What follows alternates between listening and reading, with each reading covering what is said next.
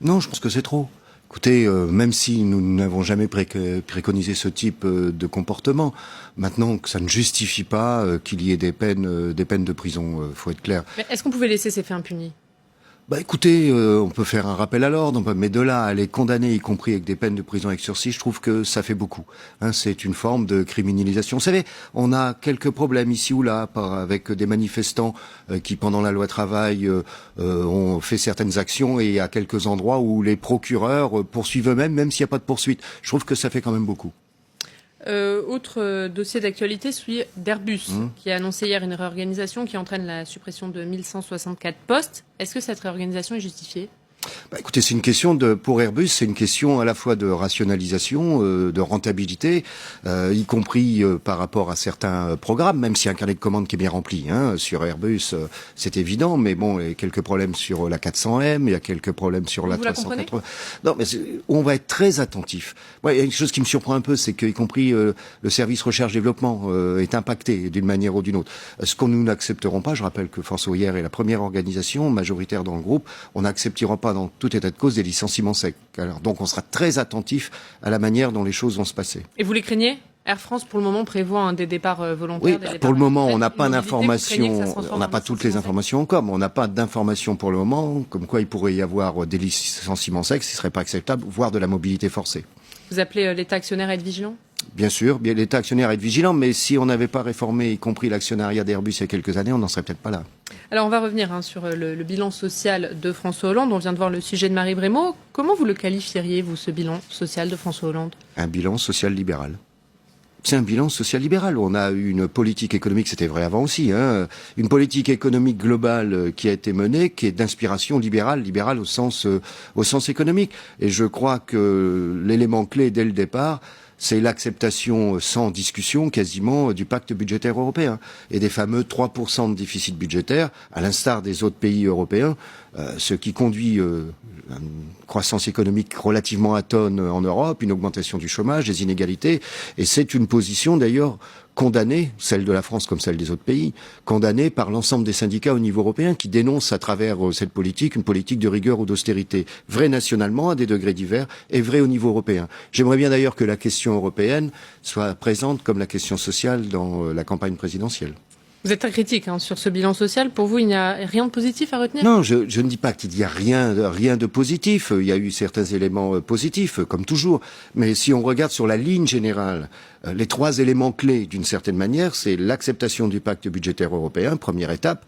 Deuxième étape, la réduction quantitative du coût du travail au nom de la compétitivité. Ça, c'est le pacte de responsabilité. Je rappelle qu'en cumul sur 4 ans, pacte de responsabilité plus CICE, ça fait 110 milliards d'euros. C'est pas rien. Troisième étape, c'est l'aspect qualitatif de la compétitivité, c'est plus de flexibilité. Et ça, c'est la loi travail. Voilà, c'est trois éléments mauvais. Ça et le reste, après, il peut y avoir ici ou là des éléments positifs, mais la ligne générale, elle est quand même, on est quand même critique. Jean-Claude Mailly, vous êtes à la tête de Force Ouvrière depuis 2004. Vous avez donc connu 3 présidents de la République, 2 de droite, 1 de gauche. Est-ce que vous diriez que le dialogue social a progressé au fil des années ? Non. Non, je ne considère pas que le dialogue social ait progressé, notamment dans la dernière période. Je faisais référence au pacte de responsabilité et à la loi travail. Écoutez, ça a été un échec en termes de concertation sur ces deux thèmes. Je rappelle que le pacte de responsabilité, que mes collègues comme moi, des autres syndicats comme moi, on l'a appris en regardant la télé un 31 décembre 2013. Et sur la loi travail, on a eu le projet définitif en le lisant dans les journaux. On peut pas dire que ce soit un modèle de dialogue social. Vous dites dans la dernière période, c'est-à-dire que c'est avec François Hollande que le dialogue social s'est le moins bien passé, alors que c'est le président de gauche que vous avez connu. Ça se passait mieux avec Jacques Chirac et Nicolas Sarkozy ? Écoutez, en tous les cas, avec les présidents précédents, ils parlaient peut-être moins de dialogue social, mais en tous les cas, il y en avait un peu plus. C'est ça, je le constate, y compris au moins la première période de Sarkozy. La dernière période, c'était plus compliqué. Ou du temps de Jacques Chirac. Moi, je me souviens, ça c'est mon expérience, du conflit de 2006, par exemple, par rapport au CPE à l'époque. Bon, le contexte était différent, mais le conflit s'est terminé comment à un moment donné ? Par des discussions avec l'Élysée. Or là, les discussions à l'Élysée, elles ont plutôt fermé le dossier que ouvert la discussion. Vous le dites d'ailleurs dans votre livre Les apprentis sorciers qui paraît aujourd'hui.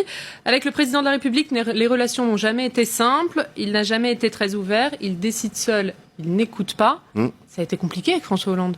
Oui, mais je vous fais pas dire. Oui, ça a été compliqué. On peut le voir. Moi, je l'ai vu 3 fois pendant le conflit. Entre février et mai, je l'ai vu 3 fois, et pour savoir réellement ce qu'il va faire, ce qu'il va dire, c'est compliqué. La seule fois où j'ai eu une réponse, c'était une façon de fermer le dossier, c'était de me dire on a un accord avec la CFDT. Point. Voilà. Mais pour moi, c'était pas un argument, quel que soit le syndicat. Je voulais qu'on discute du fond, mais on n'a vraiment jamais discuté du fond. Alors dans ce livre, vous parlez de la loi travail, des coulisses de la loi travail, et vous dites que vous aviez le devoir de le faire, un besoin de livrer votre analyse. Pourquoi ? Parce que je trouve que cette période a un côté invraisemblable, à la fois sur la méthode, et à la fois sur le fond du dossier, la manière dont les choses se sont passées. Nous considérons par exemple que le Code du travail n'a même pas été respecté, l'article 1 du Code du travail qui oblige le gouvernement à faire un document d'orientation. C'est un dossier qui a été piloté à plusieurs têtes, au moins Matignon-Élysée, avec le MEDEF en embuscade en permanence. Et après sur le fond, c'est quand même même si ce qu'on appelle l'inversion de la hiérarchie des normes. Ça veut dire qu'avant, quand il y avait la hiérarchie des normes, quand vous discutiez dans une entreprise, vous améliorez pour les salariés ce qui avait été discuté au niveau de la branche, par exemple. C'est ça la hiérarchie des normes. Là, c'est complètement inversé, au moins sur un terme qui est le temps de travail. Je rappelle que ce principe avait été établi en 1936 par Léon Blum. Donc l'année où on fête les 80 ans, où le gouvernement et le président de la République fêtent les 80 ans du Front populaire, il fait un pied de nez à Léon Blum, quoi. Et je lui avais écrit d'ailleurs pour lui signaler ce genre de choses. Mais visiblement, ça ne l'a pas perturbé. Vous dites, vous précisez dans ce livre que vous êtes adhérent au Parti socialiste depuis 1986, et pourtant vous parlez d'un manque de concertation, de surdité de la part de vos interlocuteurs, donc du gouvernement, de faillite idéologique de la gauche. Vous allez loin ? Ce que je considère, c'est que, qu'un président de la République qui est élu, on verra ça l'année prochaine, un nouveau président de la République qui est élu, qu'il ait un programme, même si je pense, moi, que les gens n'apprennent pas par cœur les programmes des uns et des autres. Une élection présidentielle, c'est du sens, un projet, la rencontre du peuple avec un individu, etc. Bon, après, ils peuvent faire des choses qu'ils n'avaient pas annoncées. En 5 ans, les choses peuvent changer. Par contre, faire des choses contraires à la philosophie de départ, ça pose un problème. Or, la loi travail, comme le pacte de responsabilité, je considère que c'est contraire à ce qui avait été dit. Maintenant, c'est pareil, on verra ça dans les mois à venir. Si un président, parce qu'il a eu un programme, ne discute avec personne, passe en force, autant dire qu'on élit un roi pour 5 ans et qu'il fait ce qu'il veut pendant 5 ans. C'est plus la démocratie. Alors, on va parler du programme de François Fillon, qui sera donc le candidat de la droite et du centre à la présidentielle. Comment vous le qualifieriez, son programme ? De ce que l'on voit pour le moment... Mais les choses peuvent évoluer. C'est entre une élection pour les primaires, une élection présidentielle, j'espère que les choses évolueront. Mais c'est un programme très, très, très libéral. Sur le plan social, j'ai pris une formule, c'est la loi travail puissance 10. Que l'on s'agisse de la durée du travail, qu'il s'agisse du service public, pas simplement les effectifs. Le service public est d'ores et déjà, je redemande à tous les candidats, quels qu'ils soient, nous, ce qu'on souhaite depuis longtemps, c'est qu'il y ait un débat sur le rôle et les missions du service public, avant de discuter d'effectifs, etc. C'est quoi le service public ? Quelles doivent être ses missions ? Comment on les règle ? Et après, on regarde les effectifs. Si on ne fait pas ça, on s'en sortira jamais. C'est vrai pour l'assurance maladie. Enfin là, c'est quand même assez incroyable sur l'assurance maladie. C'est le contraire de ce qu'il dit sur les allocations familiales. Il a raison dans ses propositions de dire nous allons revenir à l'universalité des prestations sur les allocations familiales, ça ok, mais il fait le contraire sur l'assurance maladie. Vous imaginez demain si les plus aisés continuent à payer, mais n'ont plus les mêmes droits. Ils finiront par dire on veut plus de la sécurité sociale, on veut des assurances privées. François Fillon souhaite redéfinir les rôles de l'assurance maladie et de l'assurance privée. Est-ce que pour vous ça signifie la fin de la sécurité sociale pour tous ? Si c'est un assureur qui le conseille, oui, ça je crains. Si c'est Monsieur Decastre qui conseille Monsieur Fillon sur la sécurité sociale, je crains fort effectivement que ça aille vers une privatisation. Mais c'est plus subtil. Ce serait de dire voilà, les gens diraient à un moment donné les plus aisés, écoutez, nous on paye et par exemple on a une franchise de 2000 €, je dis n'importe quoi. On n'a plus les mêmes droits, donc nous on aime autant aller dans une assurance privée. C'est social, ça ne peut être qu'obligatoire. Si ça n'est plus obligatoire, c'est plus un système de solidarité, donc on la remet en cause. Et là on laisse le passage aux mutuelles, certes, mais aussi aux assureurs privés qui n'attendent que ça. Rappelez-vous, j'ai entendu l'émission précédente, rappelez-vous tous les débats qui ont lieu actuellement sur la baisse de la couverture complémentaire par exemple. C'est lié aussi à une loi de 2013. Vous diriez que le programme de Fillon s'adresse aux plus riches ? D'une certaine manière, oui. En tous les cas, c'est aux gens qui ont du patrimoine, aux gens, c'est la théorie du ruissellement. Faut donner aux riches, comme ça, ils mettront un peu d'argent dans les entreprises, puis ils embaucheront les pauvres. Enfin, je caricature, mais c'est un peu ça. Or ça, on a vu en France comme ailleurs que ça ne marche pas. Il propose également la suppression de 500 000 fonctionnaires durant son quinquennat. Est-ce que pour vous c'est réaliste ? Non, ça n'est pas réaliste. Pas je ne sais pas s'il le fera pas, mais attendez, ça. Où on va les supprimer concrètement? Une fois qu'on a dit ça, on dit allez, on en supprime où? Est-ce qu'il n'y en a pas trop, notamment dans la fonction publique territoriale? Mais non, attendez, il faut regarder comment les choses se sont passées. Les budgets des collectivités territoriales ont été amputés ces dernières années avec les dotations. Il y a eu sur les effectifs, mais il y a aussi beaucoup sur les investissements. Le problème, c'est de savoir si ça ne se fait plus par le service public, quel que soit le niveau. Qui va le faire? On va transférer aux associations, on va transférer au secteur privé. Les dépenses auront lieu, mais elles seront plus inégalitaires. On va supprimer dans les hôpitaux. Attendez, il y a un vrai problème. C'est bien gentil. C'est plus une lecture comptable des choses qu'une lecture de type service public. Je dis bien qu'on discute d'abord des missions et du rôle du service public. Mais sur le jour de carence, par exemple, la gauche l'a rétabli, ce jour de carence. Ça, elle a eu raison. Et l'absentéisme a augmenté de 9%. Est-ce qu'elle a eu raison de la rétablir? Oui, mais est-ce que c'est uniquement dû à ça? Vous savez, le jour de carence, dans une grande majorité, à peu près 70% du secteur privé, il n'existe pas.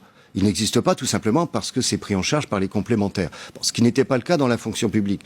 Donc, je dis pas que ça n'a pas d'influence, mais il n'y a pas que ça aussi. Quand vous avez toutes les réformes qui ont lieu ces derniers temps dans la territoriale notamment, les régions, etc., faut comprendre que ça génère beaucoup d'inquiétudes, de la mobilité chez le personnel et que ça déstabilise les conditions de travail. C'est un des éléments. Il n'y a pas qu'un élément qui explique l'absentéisme. Il propose également le passage aux 39 heures par le biais d'accords d'entreprise. Est-ce qu'il n'a pas raison de mettre fin aux 35 heures? Est-ce qu'elles ne sont pas actuellement un frein à la compétitivité des entreprises? Non, écoutez, faut arrêter. Faut vraiment pas connaître l'entreprise pour dire ça. M. Fillon dit qu'il a consulté énormément. En tous les cas, il nous a pas consulté nous. Bon, si vous posez la question, vous l'appelez à le faire? Bah oui, non, mais ça c'est pas de problème. Moi je rencontre, c'est pas la difficulté. Un DRH, il a pas envie de remettre en cause, compris un DRH dans l'entreprise, il a pas envie de remettre en cause. Les souplesses, elles existent. Il y a l'annualisation, il y a toute une série de choses, même triannualisation maintenant qui est possible d'après la loi travail. Donc il y a les modulations.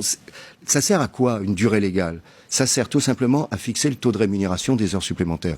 C'est uniquement ça. Donc là, on est plus dans l'idéologie que dans autre chose. Vous rejoignez Jean-Luc Mélenchon qui parle de coup d'État social en qualifiant non, c'est pas des formules que j'emploierai. Pour le moment, on ne donnera pas de consigne de vote force ouvrière comme d'habitude à la présidentielle, ni au premier ni au deuxième tour. Maintenant, on fera connaître en début d'année nos analyses, pas sur les programmes, mais vous analysez faux. Et puis là, on réagit par rapport à certaines propositions, parce que je veux pas qu'on puisse croire qu'on accepte certaines choses, que ce soit sur l'assurance maladie, l'avenir du service public ou la durée du travail. Donc on s'exprime. Dernière question, Jean-Claude Maillet. Est-ce que vous avez lu Le Canard enchaîné ce matin? Oui, j'ai lu Le Canard enchaîné. J'ai pas tout lu, mais j'ai survolé, oui. Notamment l'article qui dit que Gérard Larcher tiendrait la corde pour Matignon en cas de victoire de François Fillon. Est-ce que ce sera un bon choix de Premier ministre selon vous? Ça appartient à Gérard Larcher de décider. C'est un homme de dialogue. Je crois qu'on va bientôt le voir d'ailleurs d'une manière ou d'une autre. On est en contact régulier avec lui. Ça a été un bon ministre du Travail. Maintenant, je pense que c'est... je crois qu'il veut prendre contact avec les uns et les autres pour discuter. C'est quelqu'un qui discute. Je rappelle qu'il y a une loi Larcher de 2007 sur le dialogue social. Donc, s'il était Premier ministre pour bafouer cette loi, il y aurait une petite contradiction. Mais c'est pas mal, président du Sénat, quand même. C'est peut-être plus confortable que Premier ministre.